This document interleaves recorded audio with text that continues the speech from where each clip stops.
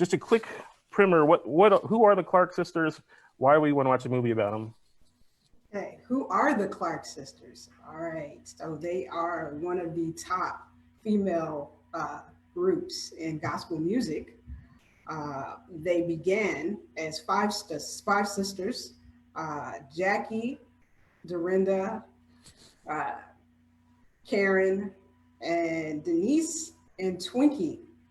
Her real name is Albertina Clark, and so that's how they began. Um, I don't know. I can think of several reasons to watch this movie and why you would find it interesting.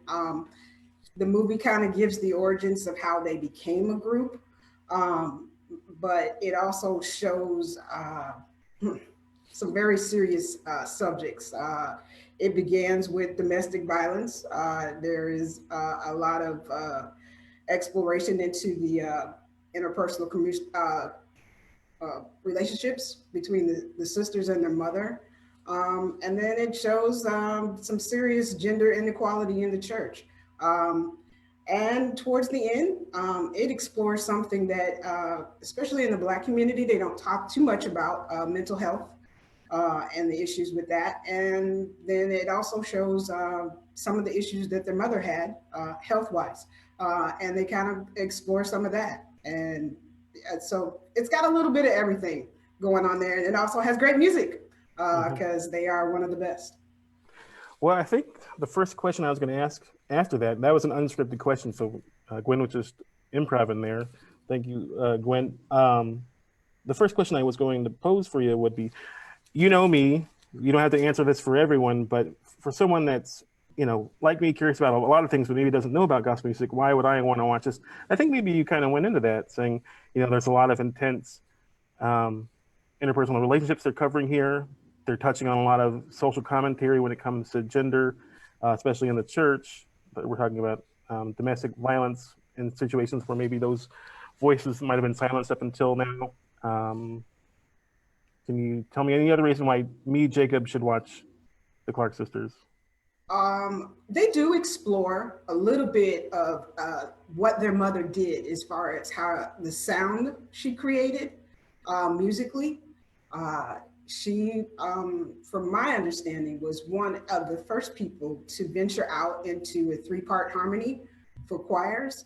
And they explore a little bit of her doing that with her girls and then trying to teach other people how to do that because that was something she did. She was the International Department of Music Department president for the Church of God in Christ. And so that was something she taught. So it kind of gives you an idea of how what she did for choirs and what she did musically. And it also explores how Twinkie wrote the songs for the group. They show a little bit of how what she did musically to create the songs. I think one of the parts that I love about it is that they showed that she actually pulled out a Bible and was reading the Bible and the scriptures to create her songs. And I don't know if a lot of singers actually do that these days and make sure the song actually makes some sense. But she did. And it's pretty neat to watch how they played that out. Um, so that musically, it's an interesting thing to see. And also, what they do explore is behind the scenes musically. They show a couple of scenes where the mother had to deal with promoters that didn't want to pay her, and she had to deal with that kind of stuff. So it's interesting to see the things they did decide to explore. And we got we're an open library now. There's some noise here. I don't know if that's coming across. So I should ask you this: is it unique or not so common in gospel for performers to also write their own songs? Is that unique to the Clarks? Not unique, but is that something special that the Clark sisters had, where Twinkie and It was um, absolutely unique to them. As a matter of fact, what made them even more unique is not only did they write their songs, but Twinkie played the organ. So basically, whenever they traveled, they didn't need anybody. They yeah, didn't have to take a band. They could do everything on their own and just show up and perform. So no, Not now. Now most people are actually singing other people's songs. But during that time, it was definitely something unique for them when they Uh, started. I mean, they're still singing, so it's not. So when they started, it was unique. yeah. So it's clear just from this conversation alone. Hopefully, it's clear to everyone else that's watching this. I should, you know what? I should see if there's any questions from the audience. I haven't been looking at that. Sorry. Let me pull this up. There are some comments here. Oh, Rachel says bossy. I don't know. So, uh, next question I would have would be, it's clear that you know a lot about the Clark sisters going into this. From watching this, do you feel, from your understanding, that this is kind of accurate and faithful to their story? And then also, does the performance of the music in the movie do justice to the actual recordings I could go listen to from the Clark sisters? Um, well, the first question, I don't know if I can really answer because I don't think I knew enough about them um, going into it to actually say it. But after watching the movie, I've watched interviews with all four of them, and they say it was as close to accurate as possible. They say that. So I'm going to assume it was it's close to their story. I'm not sure. There's part of me that thinks that maybe they dressed some of it up just because it worked better on screen. And then, oh my God, what was the second question? How the performances of the music in the movie by the actors? Got Well, it. you can tell me a little bit about the actors, but does that really even compare to the recordings? It absolutely was only because they chose to go with singers and not actors. With along with hiring singers, they also hired one of the best producers in the gospel music industry, Donald Lawrence, to uh, to produce the music. And he's one of those people who had been around the Clark sisters for a long time, and he studied their sound. And so he was able to turn all five of these ladies into the Clark sisters, pretty much. The soundtrack, if you listen to the soundtrack, which is available on Hoopla, it is almost the same as listening to the Clark sisters and their sound. So if you watch the movie and listen to it, you get to hear what they really sound like. In the parts of the movie, the mother is drilling into them that they're supposed to have one sound, and if you listen to the soundtrack, it sounds like one sound, exactly the same as the Clark sisters. So the Mm. music, I believe, is as best as it could get without Cool. using the real soundtrack. I don't want to steal too much thunder from the Clark sisters, but I just remembered. So it was like late '80s during probably the summer in grade school. I can't remember what year it was, but I watched La Bamba on VHS all summer long. And that movie, they had Lou Diamond Phillips playing Richie Valens, but they had Los Lobos doing the whole Oh song. yeah, that's They right. and then they had him just lip sync on camera. But like, I don't know, that worked for me. And then when I actually went years later and listened to real Richie Valens music, I'm like, I think I like Los Lobos a little bit. I'm not saying that applies to this, but that just made me remember because we opened this discussion saying, "Oh, Gwen, why should I watch this?" And that's enough reason for me to, you know, Yeah, you well, you know describing this what? as being okay. Go ahead. That's an Sorry. interesting point because when you talk to the director, when she did her interviews, she said she felt like it wouldn't have been real to who the women were to use anybody lip syncing. Because that's the thing with gospel music. It is a feeling. There's a feeling to it. Most people, when they sing the songs, it's usually about something they've lived through. So there's a whole lot of feeling in it. And if you can't sing it, that would have been a problem. There's a scene that is a hospital scene when their mother is dying, and and from my understanding, it was impromptu, and they just break out singing song that Mm-hmm. would not have happened if they were doing a voiceover. So, and it gave definitely emotion to the whole scene, and it works out perfectly. So I don't think this would have worked for the Clark sisters to do any kind of voiceovers. It wouldn't have worked. Well, and we're also saying, um, that La Bamba worked based on a 30-year-old memory. Like I remember it working, but maybe you go back and watch that, maybe it doesn't work so well.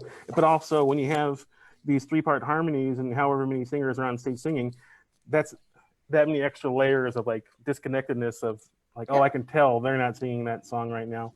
Um, One thing that you hinted at me as something that might make this movie set apart is the way that this particular movie portrays the black church and how that might differ from other movies that you've watched that maybe don't portray it the same way. How does this differ?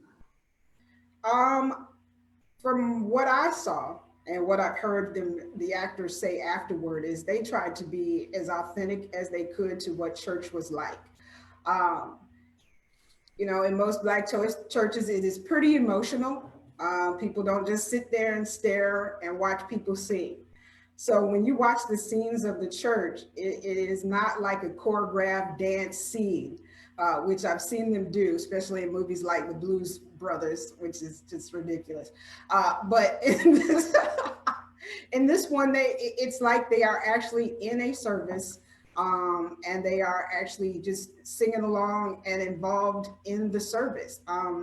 And then I think they actually got the approval of the Church of God in Christ. So they actually used a lot of the real things that were happening during that time, real titles for some of their conferences. They used all of that. So they made it look as real as possible. Like I said, they didn't dress it up to make it look like it was some kind of choreographed scenes. You don't have any of that going on. And then we did just mention you, not me. You mentioned that the Church of God in Christ is on board with the making of this movie. Did we mention at all in this conversation, since we went live, that the Clark sisters are also involved? This isn't some unauthorized kind of expose movie. This is Right. And there was a lot of issues with that, because I'm not sure if you know. So one of the sisters is kind of not really talking to all of them. And so everybody was afraid that she wouldn't be portrayed well.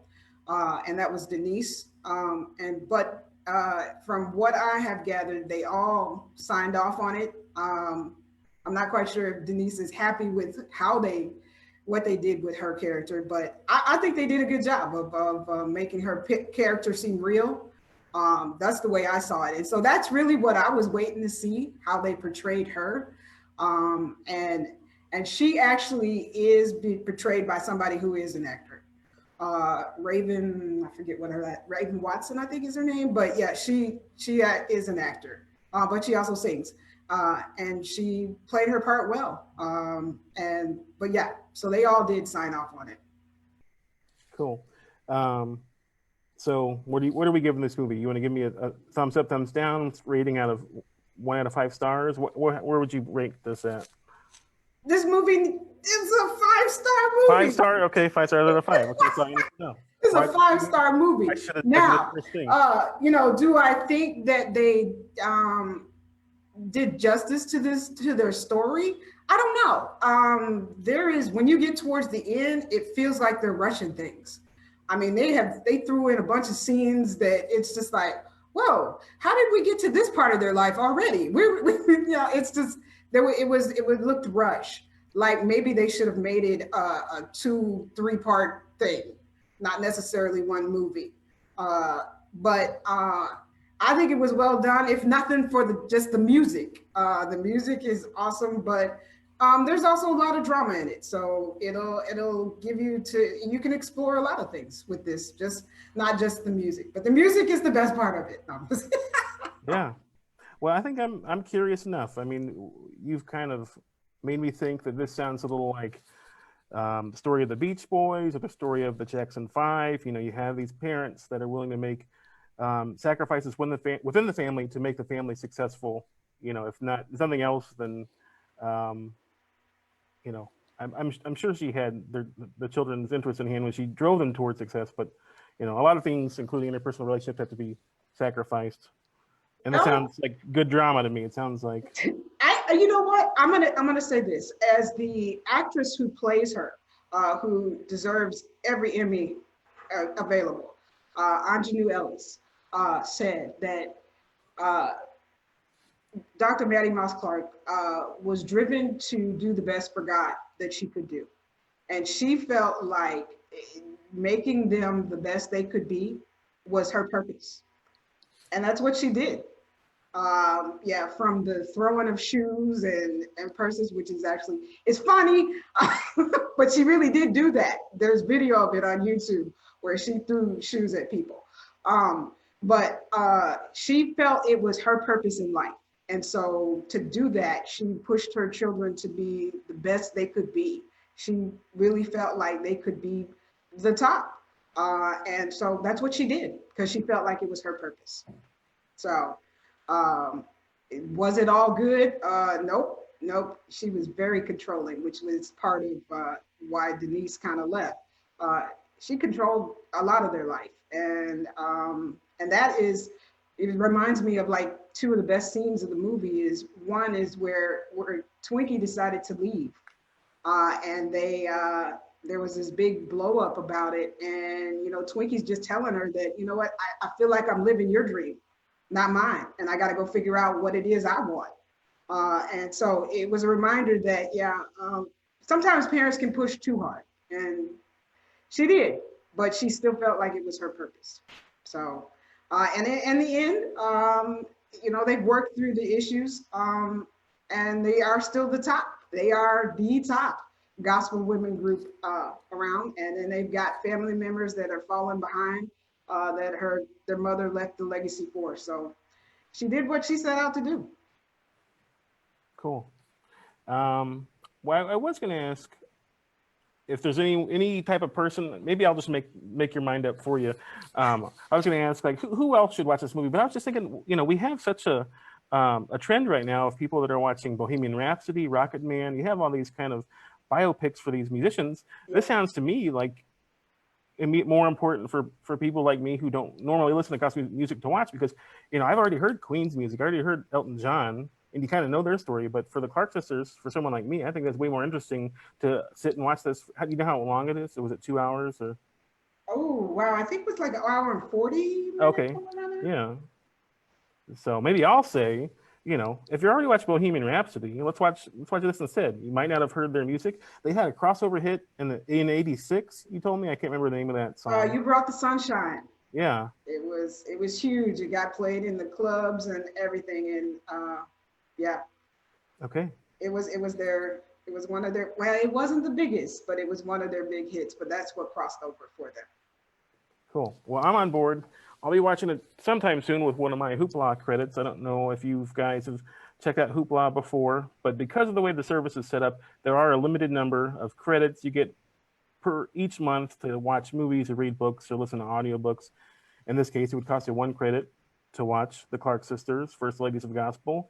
And it sounds like since it's 5 stars, it's worth your credit. So if you go to, I can show you again. I did it at the top of this thing.